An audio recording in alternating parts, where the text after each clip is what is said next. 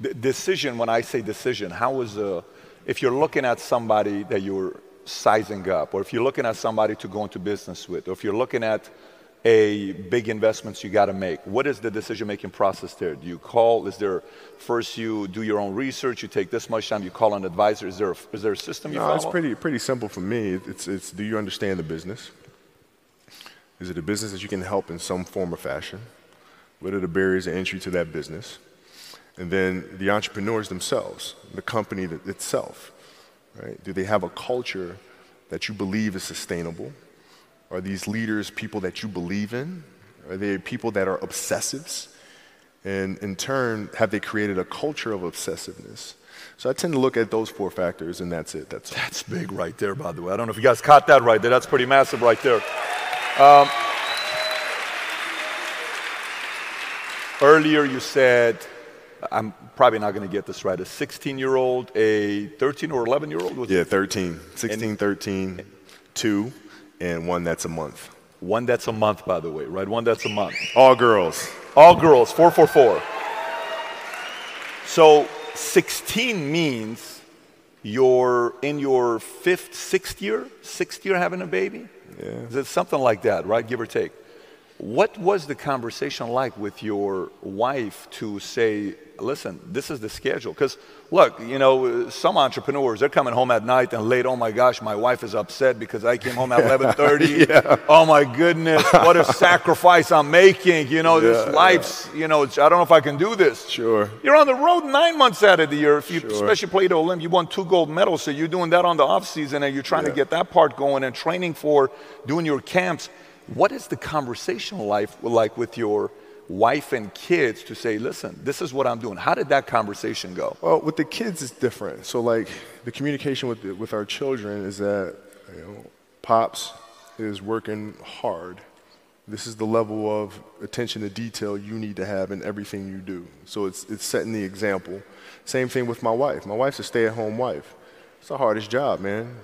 Right? So she works really hard at that. I mean, it's, you know, and so her attention to detail with that as well are examples for our children. And then for my wife, it's, you know, she's as competitive as I am. She's just like, listen, man, if you're going to be out here training 8 hours a day, if you're going to spend 9 months out of the year away from your family, you better fucking win the championship. What are we doing this for? What are we doing? That. What are we doing? I love that. You know, but it's a balancing act. And that's the thing that's important, is understanding that we have to have so much energy. Because for like Natalia and Gianna when they were babies, especially Natalia because she was doing prime years, and I'd go to practice and I'd train and, you know, I'd play the game and, you know, I'd come home and I'd be sore and I'd be tired. And she wants to go swimming. She wants me to take her to the park. She wants to just jump on my back or whatever the case may be. You can't say, I'm too tired, I'm going to lay down. That's not fair. She don't know what the hell's going on, right? And if this was a game, you'd suck it up and play. I play games with the flu. I play games with 102-degree fever, man. Powerful. You can't do that. That is so powerful, right? man. You got to be on, man. That's big. Did you guys, would you sit at the, because you're obviously very detailed, your show. I mean, you're a very, very detailed guy. Would you guys have a meeting, like I sit there and say, okay, if I'm thinking like Kobe, let's just say Kobe's trying to schedule out his year, season's about to start. Would you sit with her and say, okay, babe, this is the schedule next 12 months. Tell me about birthdays. Tell me about this. Yes. Is that what you guys do? Yeah, I look at it and say, okay, birthdays, what am I missing? Valentine's Day, Halloween, Christmas, you know, Easter, like all that fun stuff. I look at the schedule and see what I'm there for, what I'm not there for. Christmas, is it a road game or a home game this year? And then we make a family decision. It's family travel. Do I come back? Like sometimes I'd fly back. Like I'd play a game and to not miss my daughter's birthday, I'd fly back, be there for her birthday, and then fly back with the team, you know, just to make sure I don't miss anything. Respect. What's the least amount of sleep you played a game on? No sleep. Is there a story where it's like, you know, no one knows about, where you went and played a game and it was so insane for whatever reasons? No sleep. You played a game with zero sleep. Zero sleep. Zero sleep. It's like, you know, kids, you know, Natalia had a certain, health situation and what have you, and you're staying up all night, and then you got to go out and perform because fans don't know, teammates don't know, nor do they care, nor should they, that you've been up all night. You got to perform, right? And so you just got to go to work, man. That's respect. That's it. Respect. And I think one of the things for some, if you follow basketball or not, that you and Mike had in common is that it wasn't, hey, I'm going to take 8 games off this year to try to stay healthy. The mindset of knowing, like that to you is comical, right, to do that. What the hell is that, man? I don't know what that is. That's crazy. Seriously, it's crazy. Like, you got a lot of people paying their hard-earned money to come watch you perform. Perform. It's your job to be in shape. It's your job to be strong enough to perform at that level every single night. And as a competitor, I'm not ducking shit. Like, it's not, oh my God, my back hurts, I'm sore, we got to play Vince Carter and Toronto Raptors tonight. We actually had this happen. We had a game against Toronto in 2000, and Vince was tearing the league up. My back was jacked. But like the perception of that, like what? Kobe's missing the game against Toronto and Vince Carter because my back was really spasming. But people will be like, what? Oh, he's ducking Vince. Excuse me? No, I don't think so. So I would be in the layup line like, okay, there's a lot of days where, you can rest and recover. Today ain't one of them. Your back can bother you any other day. That shit ain't bothering me today. Wow. He gonna have to see me today. Yeah. Amen. Yeah.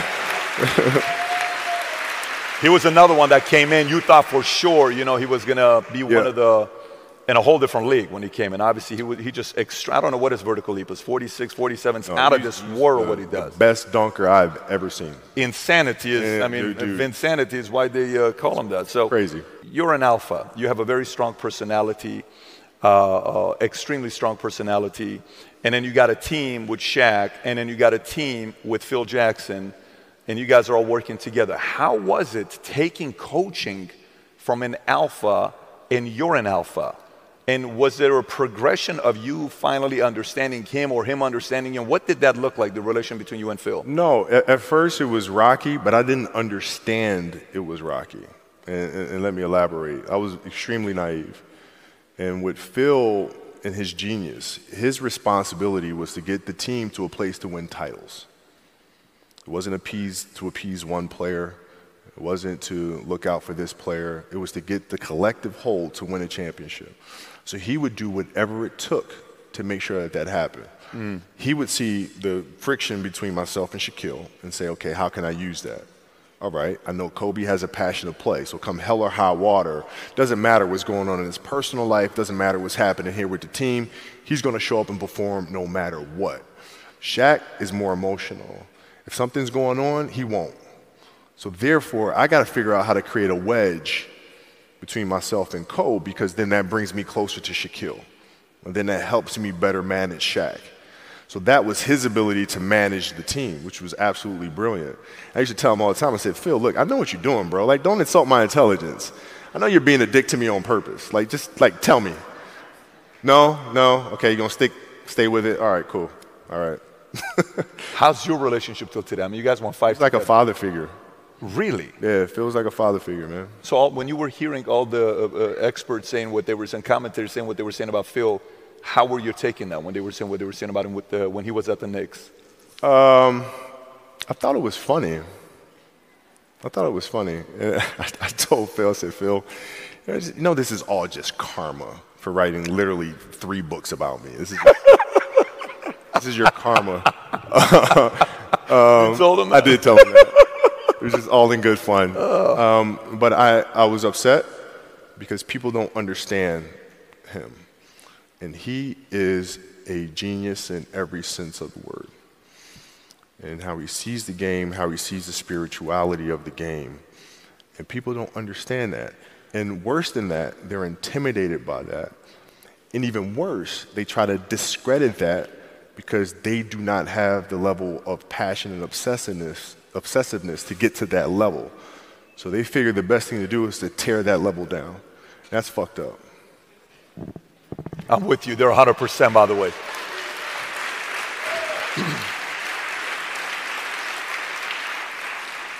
obviously had a lot of interesting rituals. You would hear about the yoga. You would hear about all the stuff that he would do. What is the weirdest thing he did with you in practice that you're like, what the hell are we doing here? He had a Tai Chi master come to practice.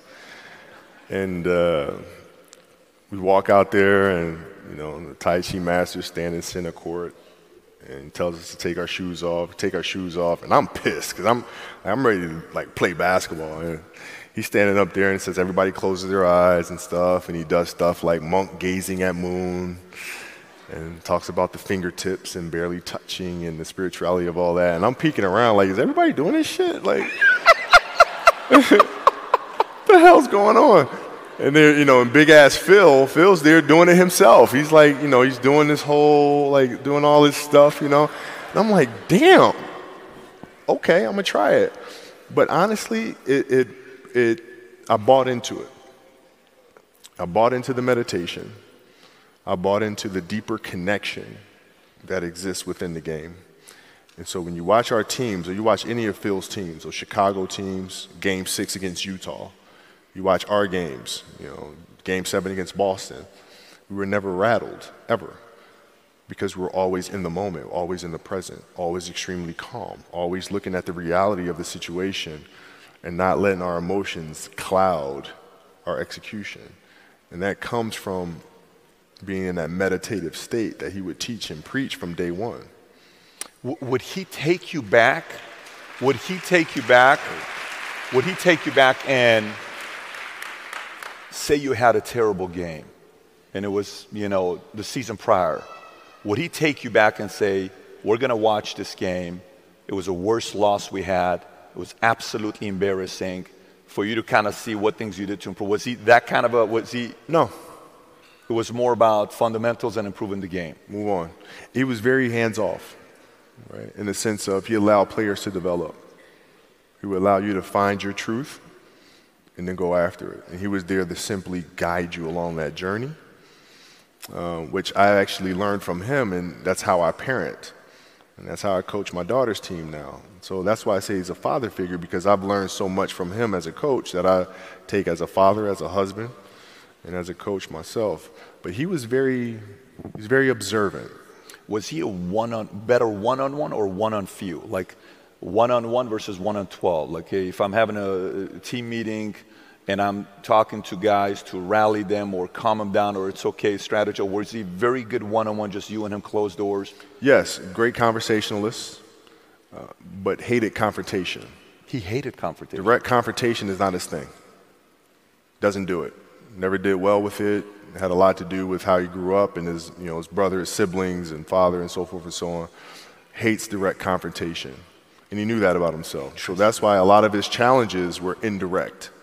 He went to the media with things, so he's very indirect. He would never challenge a player directly. He didn't like that. Yeah.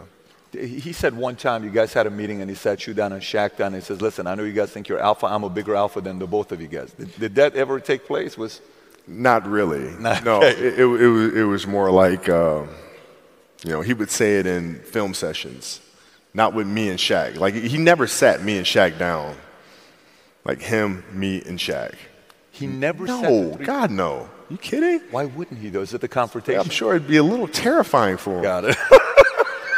I mean, Phil, you've ever seen Phil walk? I mean, Phil, he's got like one good hip on like the best day of his life. It's like if some shit goes down, he's doing nothing to break that up. So I'm assuming it's a little intimidating. But what he would do is he would do things indirect. And it wasn't about calming the waters. It was about stirring up the waters and creating a storm that eventually would lead this broken ship to the shore it was trying to get to in the first place.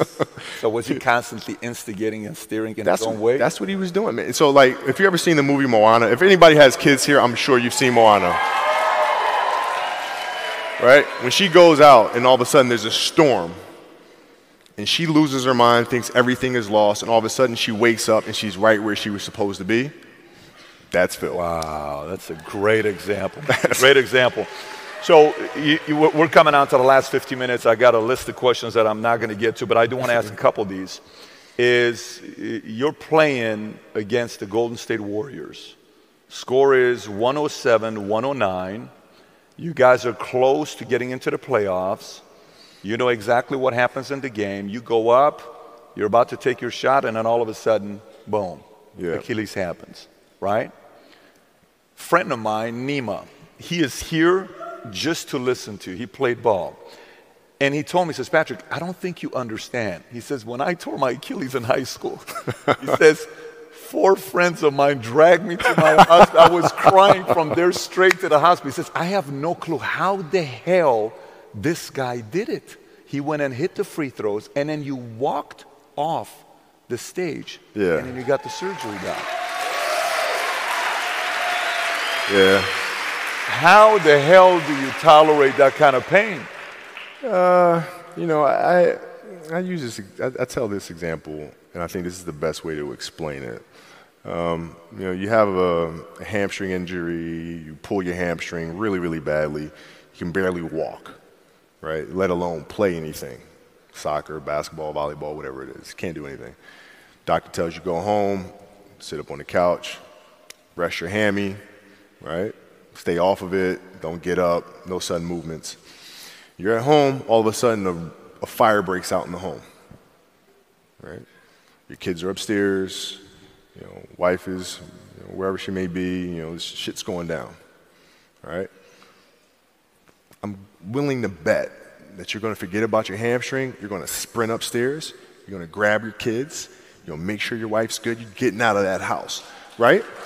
Hamstring be damned. You're not going to feel your hamstring, right? And the reason is because the lives of your family are more important than the injury of your hamstring. And so when the game is more important than the injury itself, you don't feel that damn injury. Not at that time. Yeah. So you go to the locker room. You guys had a shot that, you know, to go into the – you guys were a team that no one wanted to face, even though there was conflict. You know, maybe if you would have gone round 1, who knows, maybe Dwight would have gone together, you know. Who knows what was going to happen? Sure. It's just, you were the kind of team that, look, it's just a pain in about to face these guys. We're just hoping you don't make the playoffs, right? I'm sure a lot of people were very happy that you guys didn't make the playoffs that year. But you go into the locker room, and then one of the reporters comes up to you, and he says to you, Kobe, are you convinced that they told you it's probably torn Achilles? They're going to do an MRI. Are you pretty convinced that's what it is? And your answer is yeah. Then one of the reporters says, but if anyone is going to get through this, it's probably you, right? You put your head down and you say, oh, man, shit, right? And you have tears in your eyes. Yeah. Did you say, oh, man, shit, because everybody's expecting me to be invincible, man? Like, freaking let me just play the damn game. I'm a human being. Is that kind of what you were thinking? Or was it like, the world's expect me to come back in the next month because I'm Kobe? Like, what were you thinking in that moment with all that pressure? I was thinking, like, I don't know if I can do this. Dude, wow. Achilles were like the kiss of death for athletes. Like, I don't know if I can do this. I don't know. There's so many factors. There's the surgery that has to take place. The surgery has to go well, right? And then just, it's a tendon. I'm not dealing with anything that's muscular or things that I can control. I can't control a tendon. You know what I'm saying? So, like, I don't know. And then thinking about what that process of recovery is going to look like. It's a long one. Do I want to do that shit? I don't know if I want to do it. I don't know. So that was the hardest part. You don't know if you want to do it, or you don't know if you are going to be able to come back from it? Both. Oh, like, both I don't know if I can do it. I don't know if I want to do it. Got it. I mean, it's a long process. But, like, when I went in the trainer's room, my kids are in there, and, you know, they're looking at you and stuff, and I'm looking at them, and I'm like, you know, it's all right. Dad's going to be all right. It'll be fine. It'll be all right. It'll be all right. It'll be all right. As a parent, you got to set the example. You got to set the example. This is another obstacle. This obstacle cannot define me. It's not going to cripple me. It's not going to be responsible for me stepping away for the game that I love. I'm going to step away on my own terms. And that's when the decision was made that, you know what? I'm doing it. I'm doing it. You're a freaking beast, bro. Yeah, hey. I notice a lot of times you go and you talk about, like, even the example you use right now. If your hamstrings are this, you're down, your wife's upstairs, your kids, you ain't going to think about it. So did you have a lot of these scenarios where you use your wife and your kids to use as no excuse, I'm going to get through this? Was that a mental conversation you had that nobody could hear? Yeah, you got to lead by example.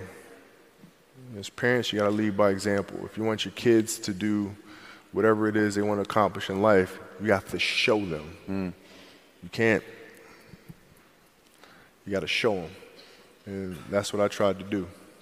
And you're obviously doing that, man, at a whole different level. That's right. Alter ego. Let's do alter ego, and then I want to kind of go into the story side and how you went into the storytelling. And you went in, guys, this guy won an Academy Award. He's a basketball player. How the hell does that make any sense, right? Wins a freaking Academy Award, right? So, alter ego. Alter ego. You know, sometimes we are so worried about what other people think about us. You know, it's like, oh my gosh, what if they think I'm crazy? What if they think I'm over obsessive or competitive? And what if this is like, you're too much. This is just not healthy for you to be thinking this way, right? Yeah. How did you get your mindset into this alter ego to be comfortable being Black Mamba? Like, how did that happen? It's a good separation for me, you know, emotionally, to be able to put myself in a place where at practice or when I'm training or during games, I switch my mind to something else. I switch my mode into something else, right? For me, it's the equivalent of Maximus Decimus Meridius in Gladiator picking up the dirt, smelling the dirt.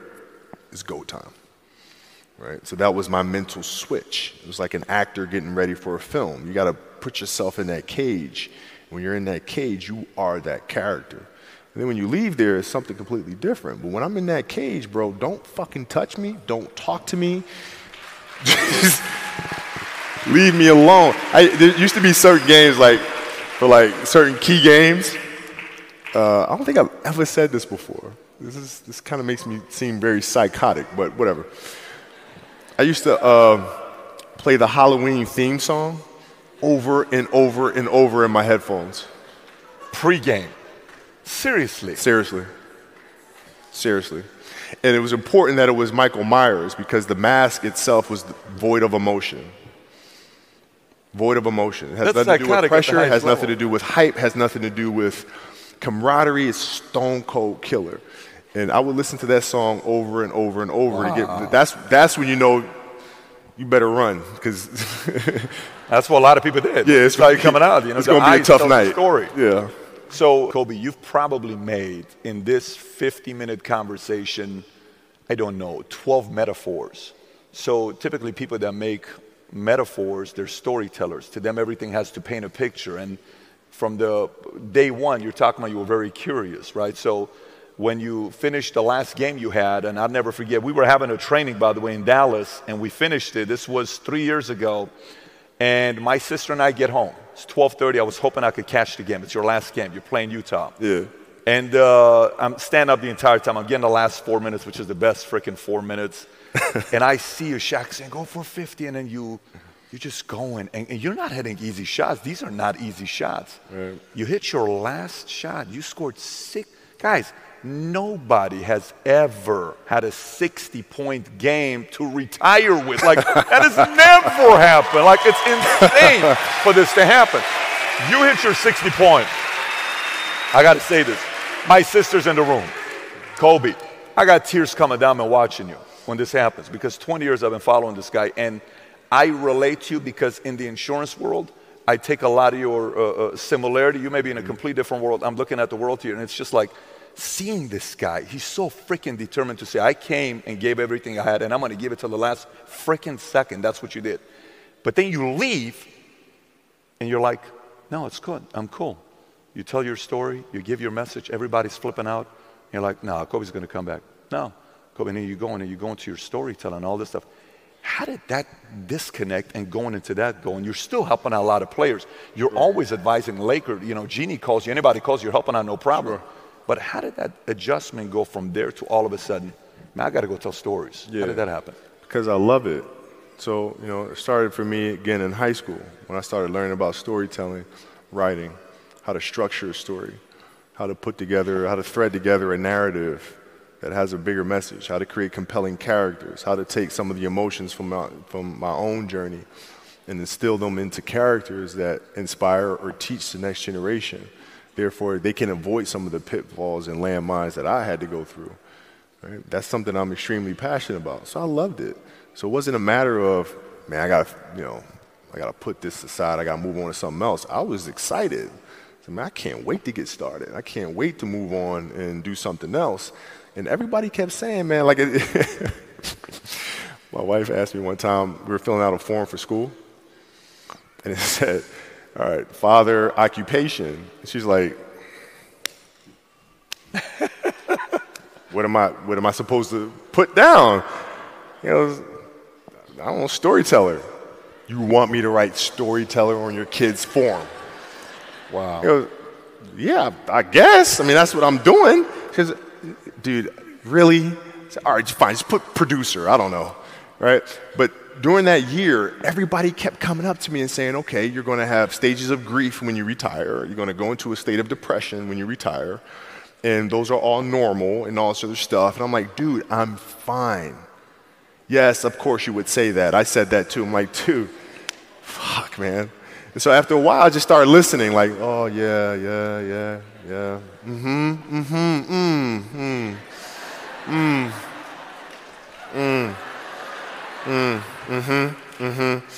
And, you know, and then my competitiveness inside was like, no, I'm going to do something in the next 20 years that is better than these last 20. You might not understand that. I'm doing that, you know? So the competitiveness kicks in. You've gone. Same determination. What's your current work schedule look like today? It's different because I personally am not writing every word of the novels. I am not animating the films. What I have to do now is make sure that the people that we bring in, these obsessives that we bring in, are challenging themselves to do the best job that they think they can do. That's what I'm there for, is for them to constantly look in the mirror and self-assess and challenge themselves. If we have a project and you're saying, okay, I can do that, that's not the project we want. The projects that say, I don't know if I can animate that. I don't know how to write that story. I don't know how to do that. Those are the things we want, because through that curiosity, you'll reach a level that you didn't think was possible. Mm-hmm. And so running the studio, that's what I'm doing. Are you a big movie guy? You're huge. Okay, so how do you watch movies? Like, you know, my experience is people watch movies in many different ways. Not everybody watches movies the same way. When you're watching movies, how are you watching a movie?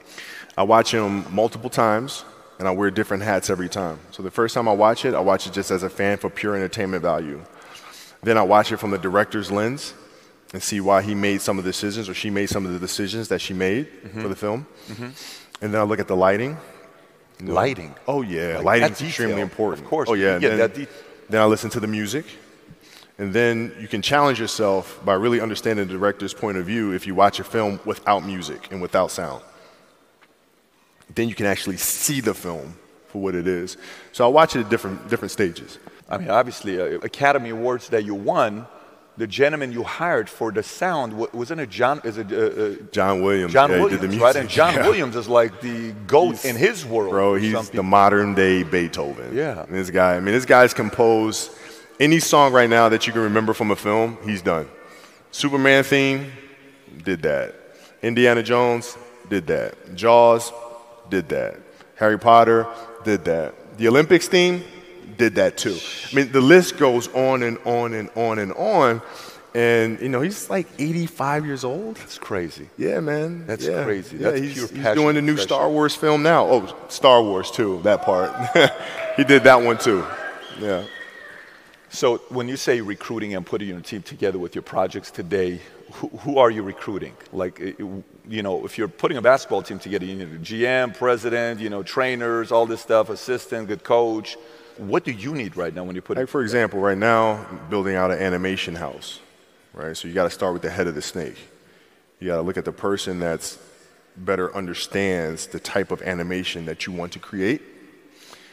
And they have to be obsessives, have to have a knowledge base, a historical knowledge base, because I love people that understand the history of their industry, ins and outs of it all.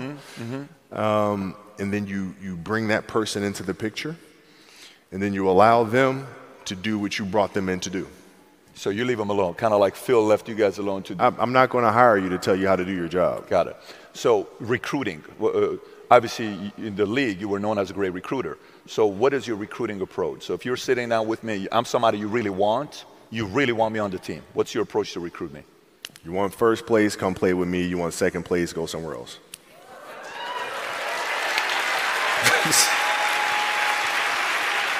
This is too much fun here. Final thoughts, man. What are we going to see with Kobe next 20 years? What other projects you got in mind that you're working on right now? The biggest challenge for us is looking at the entertainment industry and how to diversify it, particularly in animation, but also in writing and young YA novels, middle grade novels, how to create more diverse characters, how do we have better representation, how do we create better opportunities, not just ethnicity, but also gender diversity. I have 4 girls, right? So my mission is to make sure women have opportunities that they haven't been afforded. That is I'm the father of 4 girls.